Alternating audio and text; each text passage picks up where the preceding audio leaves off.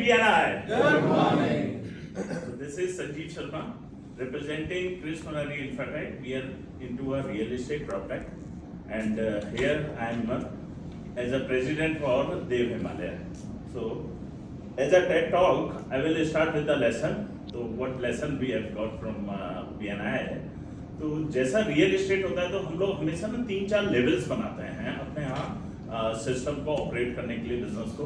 तो जैसा मतलब एक पब्लिक डीलिंग्स होती हैं तो नॉर्मली पब्लिक डीलिंग में या तो बायर साइड से होगी या सेलर साइड से.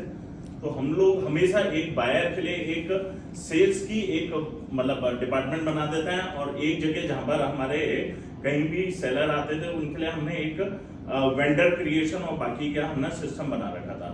तो हर समय एज जब भी हम लोग अपनी सेल्स में आते थे तो रियल एस्टेट में या कहीं भी जैसा अभी हम सुनते रहते हैं रेफरेंस से, पहले हम एज अ रियल एस्टेट में किसी का भी कॉल आ जाता था तो बड़ा डरते थे कि यार कॉल आ गया, इसके लिए तो 2 लाख रुपए छोड़ने ही पड़ेंगे, क्योंकि जब तक हमारे लोग या सेल्स टीम डील कर रही है तो कुछ ना कुछ एक वॉल रहती है कि यार इससे ज्यादा तो मतलब अलाउ नहीं है, इतना ही हमारे पास मार्जिन है, इतना है. लेकिन जब डायरेक्ट हम आ जाते हैं तो कहीं ना कहीं से कभी किसी पहले तो आदमी फुल नेगोशिएट कर लेता है, फिर कहता है यार ये और बात कर लो एक बार. तो मैं पब्लिक डीलिंग से पहले बहुत हटता था और डायरेक्ट डीलिंग करता था. तो जब से BNI में आए तो उसकी वजह से जो डिसएडवांटेज था, बहुत सारी हल्द्वानी की फैमिली थी कि सब लोग जैसे फेसबुक और उससे तो जानते थे, सूरत देखी होती थी, लेकिन इंटरेक्शन नहीं होता था मेरा.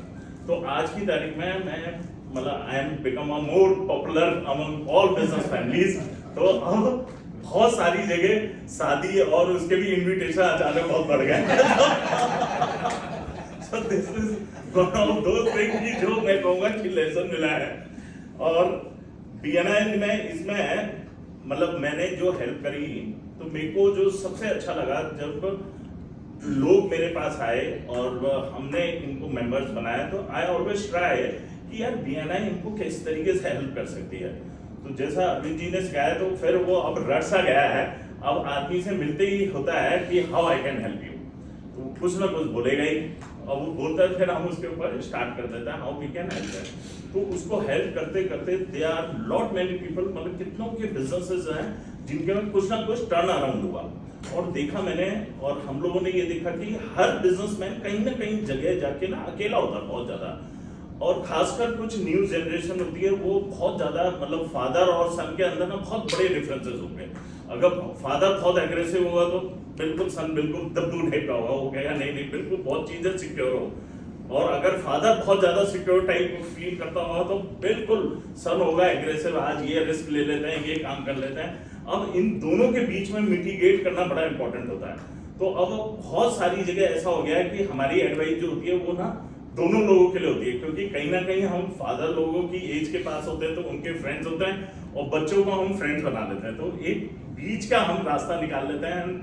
We use to solve many problems जो कि लोगों के बिजनेसेस में आ रही थी, और उससे एक बहुत ही अच्छा मतलब जो हमारा गिवर गेन एक फिलॉसफी है, तो गिवर गेन के नाम से भी जाना जाता है आजकल कि भाई अगर इनके पास गए तो he will not ask anything from you, लेकिन हाँ आपकी प्रॉब्लम जरूर सॉल्व हो जाएगी.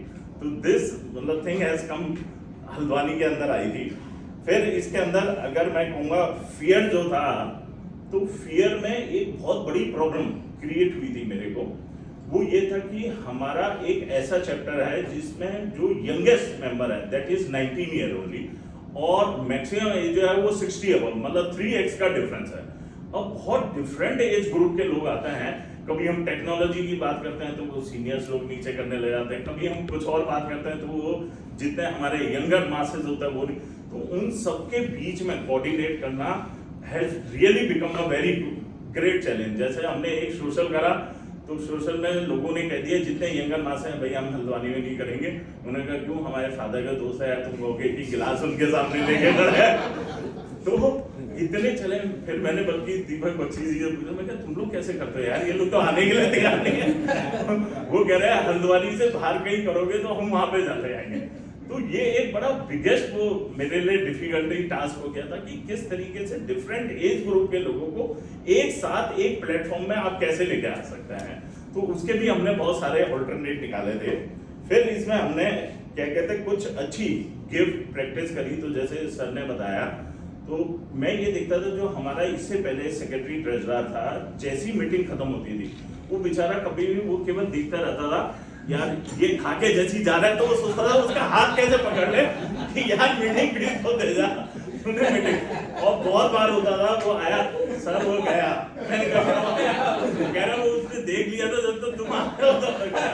तो हमने कहा यार ये तो बहुत ही डिफिकल्ट टास्क हो गया है।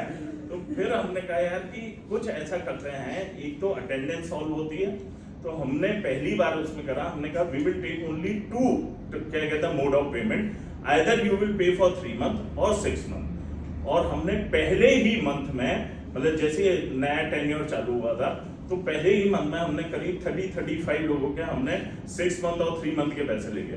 अब हमारे एसटी बैठे हैं, अब ये आराम से कहते हैं कि पहले तो आपने कहा था बहुत डिफिकल्ट टास्क है, अब तो ये बड़ा इजी टास्क है। आज मॉर्निंग में कह रहे मैं रिपीट कर सकता हूँ एसटी तो कह रहे अब तो इजी टास्क है, ये डिफिकल्ट नहीं हो रहा है। सेकेंड, हमने ये सोचा कि क्या अच्छी बेस्ट प्रैक्टिस में हमने एक वीडियोग्राफर अपने साथ रखा हुआ है। हर मीटिंग की हमारी एक वीडियो बनती है और कौन कौन प्रेजेंट रहता है, तो उस पर हम एक रील बना के एवरी टाइम, मतलब बहुत सारे लोग होंगे, आप लोग हमारी रील देखते हैं, तो उस रील से क्या है पूरे हल्द्वानी में और नियर बाय लोगों को पता चलता रहता है what is happening in BNI. तो बीएनआई के बारे में पता रहता है, हमारी रिकॉग्निशन ही बीएनआई की तरह हो गए। अच्छा, अब अपना जो ग्रुप था कृष्णा, एक ग्रुप को रिप्लेस करके अब लोग कहते हैं कि बीएनआई वाला है तो अब उस नाम से हम लोग जा के जाते हैं, लेकिन उससे एक पॉपुलैरिटी बन गई है। और कभी भी कोई विजिटर आता है तो कभी ना कभी फोन आ जाता है, यार ये क्यों आए थे, मैंने कहा नहीं अभी विजिटर ही थे, मैंने कहा तब सही, अच्छा इन्होंने ज्वाइन नहीं करा अभी तो लोग इस तरीके से कहीं ना कहीं कनेक्ट करते रहते हैं कि कौन हमारे पास आ रहा है, किसके साथ क्या हो रहा है। तो इस तरीके से मतलब काफी हमने चीजें करी। और एक जो बेस्ट प्रैक्टिस मैंने करी थी, that I have not missed even a single meeting till date. तो और I always become the first person, मैं कभी भी 7 बजे के बाद मीटिंग में नहीं पहुंचा, मतलब मैक्सिमम 7:05 या 10 मिनट के अंदर मैं नॉर्मली वहां पर मीटिंग में रहता हूँ। तो कभी भी, मतलब एक बार मैंने पूरी कोशिश भी करी, बल्कि हमारे वाइस प्रेसिडेंट कह रहे सर कभी आराम से भी तो आ जाया करो, मैंने कहा बहुत कोशिश करता हूँ, फिर भी 7:15 को क्रॉस नहीं कर पाता। इवन एनटीआरटी में भी फर्स्ट होते हैं हम लोग जब आते हैं। तो ये क्या होता है कि how leaders are always by example. तो इसके लिए मतलब कहीं ना कहीं आपको भी एक एग्जाम्पल सेट करना ही पड़ता है कि किस तरीके से एक लीडर रिएक्ट करता है। और इसमें मेरी जो आस्क रहेगी है ना फॉर हल्द्वानी, कि हमें ईडी साहब थोड़ा सा छोड़ दिया करो, क्योंकि हमारे पास भी याद है लॉन्च से पहले केवल सर 3 बार आए थे, है ना, वो भी लॉन्च में 3rd टाइम आए थे और 54 का लॉन्च करा था हमने। अब मैंने कहा दूसरा भी लॉन्च करना सर 2-3 बार और आ जाओ। तो एक तो हमारे को ईडी की रिक्वायरमेंट है, सेकंड में सेकंड मेरा अरविंद जी और आपसे भी वह है कि कुछ मतलब we want to have some events in Haldwani, क्योंकि फिर भी हरिद्वार और देहरादून आप लोग आसपास हैं, कहीं ना कहीं मिलते रहते हैं। हल्द्वानी में बीएनआई उतने ही लोग हैं जितने हैं, और उनका कहीं से कहीं तक कनेक्ट नहीं है यहाँ पर। तो कोई भी हम इवेंट कर लें हल्द्वानी में जिसमें कुछ लोग आपके यहाँ से आ जाए। वैसे तो ये हर बात में बोलता हूँ, आप लोग बोर हो गए सुन के, ये बात कहते तू बोल दे, हमने करना थोड़ी है हाँ नहीं, वो आए थे, 2 लोग आए थे, उसके लिए मैं 2-3 बार थैंक यू बोल चुका हूँ ग्रेटिट्यूड शो कर चुका हूँ कि इससे अच्छा कुछ नहीं होता। That has really impacted. जिस समय ज्योति मैम और क्या कहते हैं हरिद्वार से नेहा मैम आई थी, उस समय उसी की नेक्स्ट एलटीआरटी में मेरे को हाईएस्ट विजिटर का अवार्ड भी मिल गया था। तो हम ये क्रिएट करते हैं, आप थोड़ा सा कुछ देंगे हम बहुत कुछ ले लेंगे। तो ये हमने एक तो वो करा था। नेक्स्ट हमारा था कि मेरा ये कोई इवेंट्स और ट्रेनिंग अगर हमारे यहाँ भी होती रहेंगी तो at least there will be something. हालांकि हम अपनी तरफ से क्रॉस चैप्टर भी कर रहे हैं। एक ग्रेटर नोएडा के साथ हमने लास्ट मंथ करा था, वो लोग जिम कॉर्बेट आए थे, फिर हमने नेक्स्ट ईयर करा था। अब मेरी अगर चैप्टर की हमारी सक्सेस स्टोरी होगी तो इतना सब कुछ के बाद भी we have created 7 crorepati givers. 7 crorepati and biggest success story, उसके आगे बताने की कोई जरूरत ही नहीं। Thank you. So let's all stand up and give him a round of applause because he's the only warrior who's fighting the battle.